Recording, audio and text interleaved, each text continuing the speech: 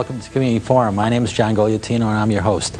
Tonight we're going to be changing gears once again. We're going to be getting back to a favorite topic of mine, which is healthcare. With me this evening is CPR Dave.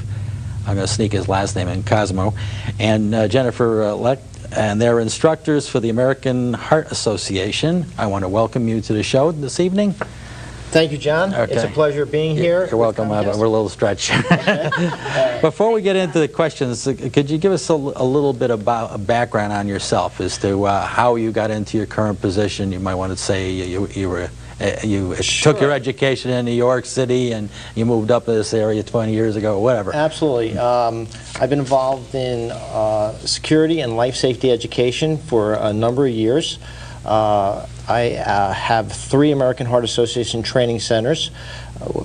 We have just opened a new American Heart Association training center, which Jennifer runs in the Danbury area. Okay. And it's been working out very well, and we're just trying to allow the community to know that we're here to be able to help and educate them. Okay, very good. And Jennifer, tell us a little bit about your background as to how you got to where you are now. I first took the CPR course years ago, actually with Dave, because I'm a Girl Scout leader. And it was something that we needed to have for Girl Scouts. And I became very interested in it, and my husband started teaching, and I started working with Dave a couple of years ago. And I'm really enjoying it. It's terrific. Okay. So you had a health background before you got here, or no? Nope, I did not. Okay. Scouts. Scouts. Scouts will do it to you. Okay. Give an example of what organization could do this. I know JC's did this because years ago I took the course as a JC. So what other groups can be involved? Well, what's really terrific about this CPR is that now, especially now in this time, just pretty much every organization, we deal with hospitals, we deal with dental associations, we deal with basically health clubs, a lot of organizations that deal with youth baseball and basketball and soccer, Girl Scouts, Boy Scouts. A lot of families now are bringing grandparents and families together to learn CPR when they're going to have a new child come into their life. So there's really not anybody who should not learn CPR. It's very effective in saving someone's life. Right. And so it could be, JC, like I said, mentioned JC's, Kiwanis, Lions Club, that type of group, but it also could be the organization itself, a business organization. Business organization. Sales operation, marketing operation. Many large corporations. Restaurants. Large corporations. Right, many large corporations. Pharmaceutical facilities. We do hotels. We do golf courses. A lot of groups like that will bring their entire team together and train everyone, from housekeeping to the kitchen staff. And it's not, it's not as easy as, let's say, the Heimlich maneuver. The Heimlich maneuver, actually. Right. Yeah. What's wonderful about CPR, it's that they changed and fine-tuned it. It's actually easier to learn than it ever has been, and it's saving more lives now than it ever has been. So that's what gives the people the confidence and the comfort level. And when we do our demonstration tonight, just want to make sure everyone understands that this is just a demonstration of what you would learn if you were to come take our course. This isn't an actual certification, but this is just some of the things that you would learn to get that specific certification. I'm getting around, I guess, your question. We had some prepared questions here, about the facts, and that is that it is one of the number one killers. I can't remember if it's still heart disease is ahead of cancer. Heart diseases. But you know what I'm saying? Because it's so pervasive, if you could get this out there, if you can get this training out there, we could actually drop it down to number 2 or number 3. That's what's so great about CPR, is that actually sudden cardiac arrest is the leading cause of death among adults in this country. Right. And since most cardiac arrests happen at home, it's very likely that if you take the course that you could be very effective in saving the life of a family member. Right. You can do it at home, but also at work, because a lot of times we were lulled into complacency with the idea, oh, we have a doctor or we have a nurse station or we have some place where somebody's sick, they could go there. Well, it can happen in a department at the other end of the building. And Right, or if it- maybe the nurse is out sick that day, and Right, you know, so it's great for a lot so of it's good people that to know it. They have the people so they can save their own fellow Right. worker. Okay, if you're not a medical profession, why should you learn CPR? Aren't there liabilities involved? That's always been a common question. That is an excellent question, John. There is called the Good Samaritan Law, and that law protects people from becoming civilly sued to go and give help. Otherwise, no one would want to touch anyone. So by having that law in place, it gives that comfort level again to go ahead and make that call to 911, to go and check that victim, or do whatever you could possibly do to save someone else's life. And that's what really makes the difference. Okay, so, you know, a person should not hesitate and say, I'm afraid of being sued, you know. In that case, Absolutely. as Yeah. long as the scene is safe and they can't get injured, that's really the most important aspect of it. Yeah, they're not going to be successfully sued. Okay. Jen, in what other ways can CPR certification help people? Well, CPR certification has become very valuable. There are many healthcare organizations, healthcare jobs that require their employees to have it, but also many non-healthcare jobs. And it's something that having the certification on your resume can really give you the edge over other applicants in this economy. And that's something that we're really seeing, that a lot of people are saying, you know, I need to have my certification, or they just want to have it, and just to have it on their resume. So it's really very valuable. Yeah, because that indicates a certain caring individual. Right, You know, absolutely. this person's a little more conscientious than the next person. Right. You know, by having that certification. Right, just something else that you have, and there are a lot of corporations that really like their employees to have it, so it's something that's really great to have on your resume. Right. Okay. Well, we covered the legal question on providing care. What is the main goal in providing a CPR? Exactly, what are the mechanics of it? Really, our main goal in providing CPR is to keep blood and oxygen flowing throughout the body, because you want to keep Right. it flowing to the brain and to the vital organs. Because the heart is stopped and you're starting We're it up. kind of or- helping it along, and we're just really trying to keep. We're not necessarily going to restart the heart. We're just trying to keep blood and oxygen flowing, so that when emergency medical services arrives, they have somebody that they can work with. That's really our goal. Yeah, because okay. Because we won't know what's wrong with this person, so we don't. You know. Because I it's- thought that's why you compress the chest to get it going, to get it, or you know. Well, sometimes we're helping it along, but really, Yeah. we're really just trying to keep that blood and oxygen flowing. So if you visually looked at it, John, the heart is a muscle and it's a pump. And Right. when you compress, you squeeze that blood and oxygen out. And when you recoil, you actually fill the chambers back up. And that's what's going to circulate the blood and oxygen to the vital organs in the brain. And in about 10 seconds, you're going to demonstrate that. But that's basically the concept is, you got the stricken heart. It's sort of like moving a little bit because it's been stricken. Exactly. And when you come along, you're sort of like helping the muscle Exactly. keep moving because it's hurt and it wants to move, and you're sort of helping it along until it gets shocked or Exactly. whatever. And that's going to help prevent neurological damage from happening to the brain. Okay. So I think we're just about ready to do this demonstration. Demonstration? Sure. You know, so anytime you're ready. Okay. You're not Okay. demonstrating on me. No, I wanna make sure that it's okay, John. the audience Let's knows hope that. not. We brought a mannequin with us that Okay. we use typically in our training and Okay, when and you're people gonna ease become yourself certified. up there? Yep. And basically what I would do is always come in and check the scene. I have to make sure the scene is safe, that there's no There's no chemical debris. gases, there's no smoke. There's no glass. There's no glass. There's no Electrical wires. electrical wires. Anything that can harm me, I'm going to retreat, call 911, the professional rescuers, and have them come in. I don't want to be at a motorcycle accident or a car accident. So if I come in and I find the scene is safe, I'm going to come over to the victim, because I don't know if they're having a cardiac arrest or maybe they went down for some type of heat stroke or some other scenario. I'm going to tap the victim. Sir, are you okay? Are you okay? I have no response from the victim. At this point in time, I'm going to designate, Jennifer, please call 911 and get a first aid kit. So I always want to get a first aid kit out of the bag, because at this point in time, I don't know this victim, and I don't want to put my mouth on them because I don't know if they have any germs.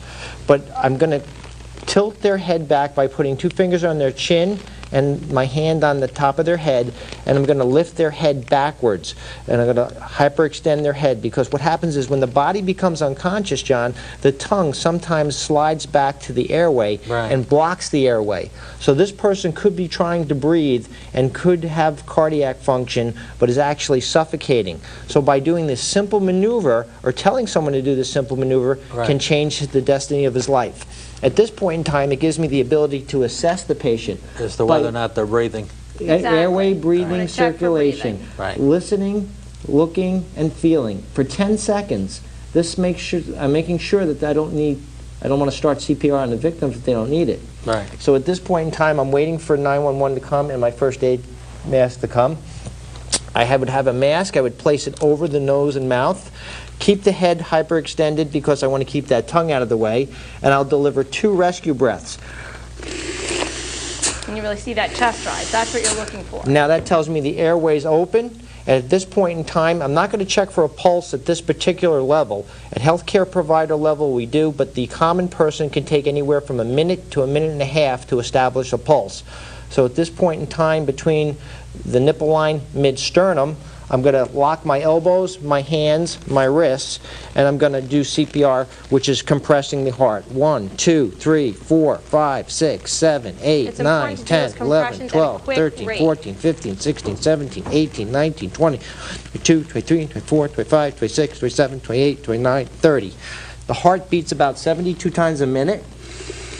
So we're going to do 2 breaths, 30 compressions, 5 cycles. 1, 2, 5 times. 4, 5, 6, and it's 7, really important 8, to get 9, a deep 10, enough compression. 11, 12, a lot of people, when they do 13, CPR, 14, don't get a 16, deep enough 17, compression. They're afraid they're going to hurt somebody. And that's really important. You want the heart really to get that good compression and that full recoil that we were talking about. And it's very important, if you have another rescuer, to have somebody that's available that could say, okay, you're doing a great job, you're compressing deeply enough to help you keep count, and also to be available to step in. Because after 5 cycles, we're going to open up that airway again and look, listen, and feel to see if the person's breathing. And if they're not breathing, it's really good to have somebody else jump in and do 5 cycles, because it's tiring. And you see when people come to our class and practice, they're like, wow, this is really exhausting. So that's why it's so good to have another rescuer who's trained, who can jump in and continue after 5 cycles. That's like doing push-ups. Yes, this is your workout for the day. Okay, I see some signs of circulation of my victim starting to breathe. I'm going to look, listen, and feel after the 5 cycles. And now I do hear signs. I'm waiting for, I think I hear the ambulance coming. I'm going to turn him on his side in case he gets sick. He won't aspirate on anything, and he'll have a better chance of survival. So you know when to stop because you see the signs. I could see signs of circulation. I'll stop if the scene becomes dangerous. If I become physically exhausted, those are the 2 particular things that we would stop CPR. And when EMS arrives, then we'll stop and we'll they will surrender take over. the scene to the emergency medical services. Now, what other devices can help save someone's life? You know, you indicated that tilting the head all the way back could save someone from choking. You know, because they may be choking, and that's the reason why they're down and whatever. Exactly.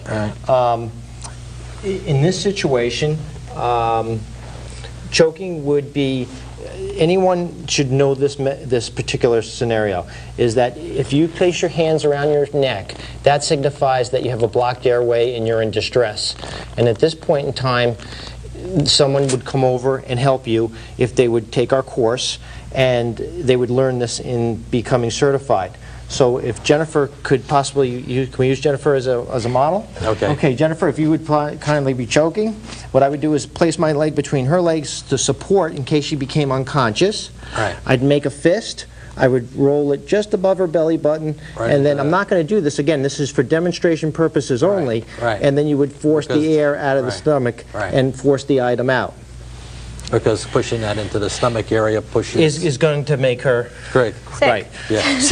Sick, and we don't want to spoil the Don't wanna mess up set. your nice partner. But that also would get whatever obstruction Right. there is in the throat Right. out. Right. You know, whatever And it we may would be. continue to do that until she became unconscious or the item were to come out. And if she were to become unconscious, we would start the steps to CPR, but we would look in the throat after each time.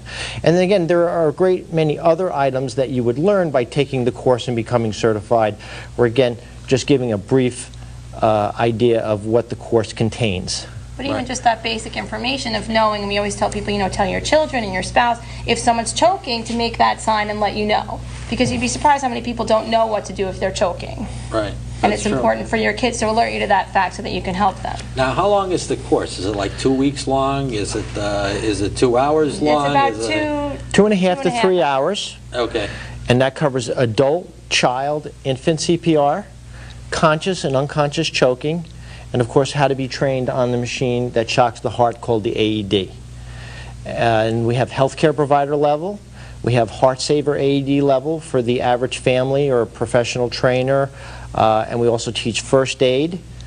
So we encompass all three of those depending on what So you type do of this- certification you'd so like. You do this daily at every one of your centers? We do this daily, and if you can't come, if there's a group and you can't come to one of our training centers, we actually go out to your location and we will train you on site at your doctor's office or at your facility. At the health club, we go to many different locations and train people. Daycare centers, a lot of Nursery daycare centers. schools, yeah, daycare centers is a big one. And we do also like to give out a lot of other information in the class, other safety information, accident prevention, Poison control poisoning information. Now, a lot of in the Danbury area, a lot of the clubs and things like that have gotten defibrillators. Absolutely. What do you think about that?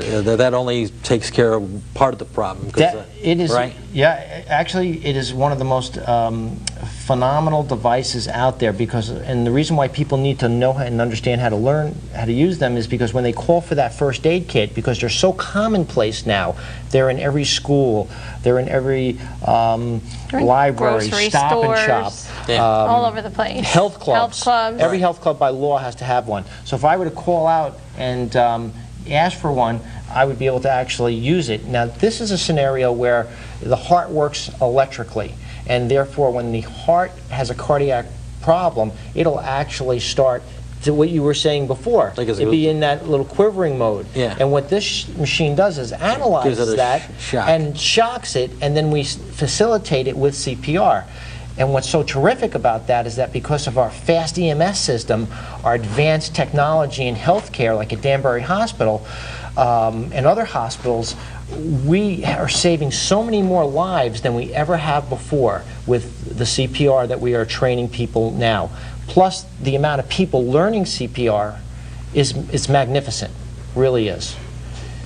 So you think every person that could possibly learn would Correct. absolutely. Would be a big, Very big beneficial. It's been very beneficial, and the data and the statistics are showing it now. A few years back, it wasn't as successful, but now it's really wonderful. And it's been really simplified so that when people take the course, they feel like they could actually remember the information and feel comfortable to help somebody and not stand there and say, Or oh my help gosh, I assist. don't remember. Right, or assist. Tilt that head back. Did you call 911? There's many Right. things we can do as a team effort, which is wonderful. Right. Now, do you have a website? Yes, it would be www.cprdave.com. Okay. And we're located right on Mill Plain Road Right. in Danbury. Right. And And you have other area towns, but those are Yeah, on the other yeah. side of the border. Yeah, but All we're right. really- For this service area, that's what you... This area, Okay. this area was basically starved for an organization to come in Right. and train people with CPR, and that's you- really been the successful part of it. It's Are wonderful. you working with the service agencies too, or have you gone to the United Way and such? We have done some verbal communication with them, but we work with just about any organization that we feel that we could help. Colleges, schools, it really doesn't. Our goal is to get that education out there and to help people.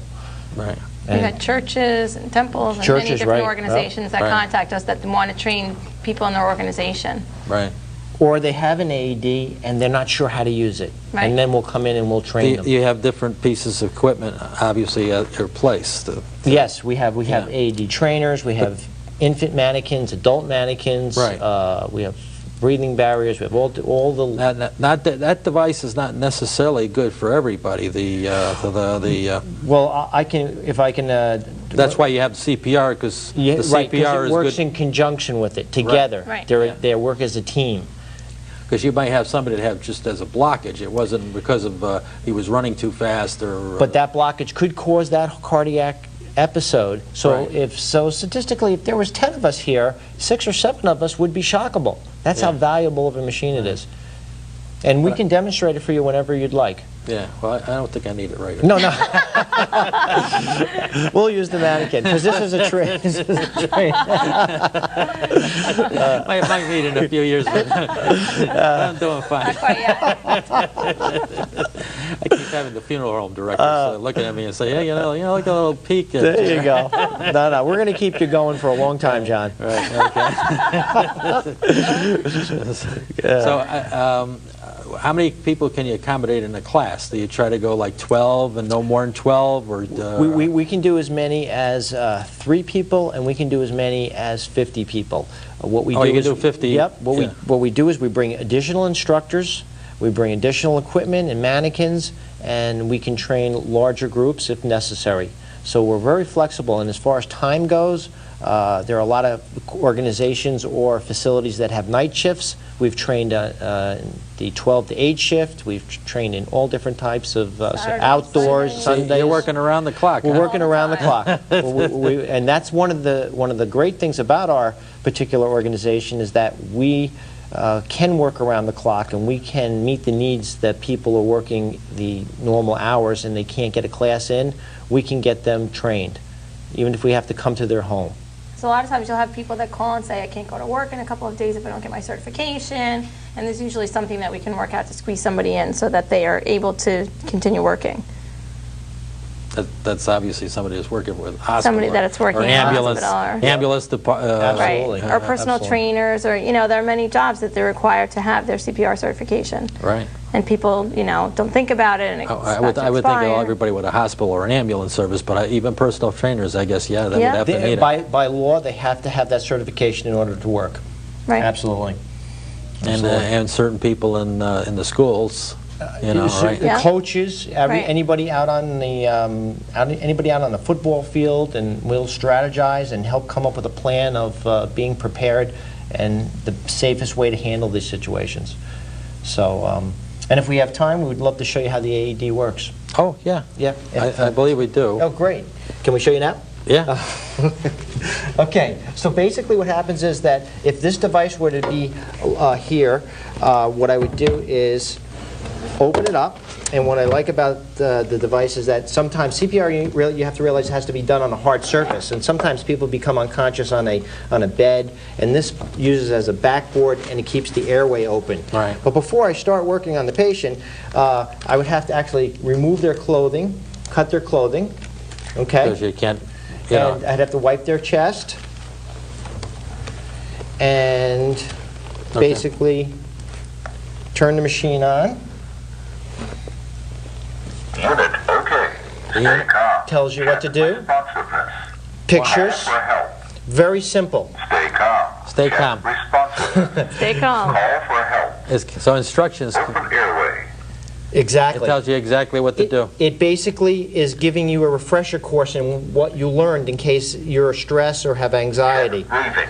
And I- Take 2 breaths. And as I would do all that, like you saw before in the demonstration, Attach different pads to patient's bare chest. I would tear open the package, I would open the pads, come around, Here, and you put them on there. Attach different and they would pads stick to on just like patient's bare stickers. chest. Okay, and once that's done, it's going to analyze the rhythm. Patient. Analyze. And this is where you don't want to touch the patient because you don't want it to pick up your rhythm. Right. Don't touch. If you don't, Analyze. if you have a normal rhythm, it will not charge up and shock. Yeah, well, I never had rhythm like this. So it's advising a shock. Shock button. So I'm going to shock the patient. Shock. Everyone's clear. No one's near the patient. Shock delivered. Start CPR. Okay, and I'm going to facilitate the CPR. And again, remember what Jennifer had said, people don't know if they're pushing deep enough. Push harder. So Isn't it it? actually gives you that feedback. It tells you if you're pushing hard enough. Now, I always like a little positive feedback too, John. Good job. And that's the way just one of the machines work. And that's why it's important for people to know exactly what to expect when they open that cover, and it's going to speak to you, and it's going to help you. And this is really what's helping and saving a lot of lives. The CPR Right. and the AED together, and the fast response. Okay.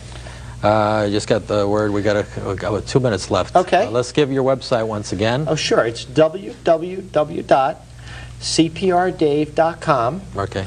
And it gives all the directions. It's very informative. And we also, Jen, would you like to tell us about a couple of the saves that we've helped yeah. people? We had trained some security guards at a hotel, and there was a woman who came in with her baby, went to take a shower, put her baby on the bed, and went to take a shower, which I don't know if you have a baby, but not the best idea. Her baby rolled off the bed, hit the floor, and that blunt trauma caused the baby to stop breathing. So she immediately called down, security came up, gave the child 2 breaths, and the child started to breathe again. So that was really incredible. The child was sent to the ER and released with absolutely no long-term damage. Right. So it was really incredible. We've had a lot of saves. Wanted to show you the baby. This is not the baby, but No, this is the that's baby not that the we baby. use. Yeah. He's kind of cute. He looks a little like me. Yeah. That's why I know he's my baby. But this would be another mannequin that we would use to teach infant CPR. And I would take it you have to use less pressure on the Less baby. pressure Yes, on the less baby. pressure. And By at least 75%. yeah, and then that's what we go through, all the little details, and everyone gets notes and information, and so it's really a wonderful course, and people feel really confident and comfortable, and it's an environment where it's a great learning environment. It's a relaxed, but yet very informative. Okay. It's And terrific. you have any last words? Maybe you got the same website, so Yes, Right, we have the same Yep, website. I'm the Okay. instructor And- at the Danbury location, Okay. and yeah, that's And we hope- and we hope- there's always enough staff on hand. Yes, Whether all you the got time. 50 people, but I wouldn't walk in there with 50 people. No. We would come to you Oh, if you okay. had a school or Right. a football team, a Right. rec center, or something Right. like that. Right. And we'd be more than happy to Or a accommodate. factory, you know. Or factory, yep. A lot of chemical factories. All right. Yeah. Thank you for having us. Okay, Yes, well, thank thank you. you for coming John, on the show. appreciate, and I want to thank the viewers tuning in the Community Forum. Tune in next week, same time, same station. I'm sure we'll have another interesting program. Good night for now, and we'll see you then.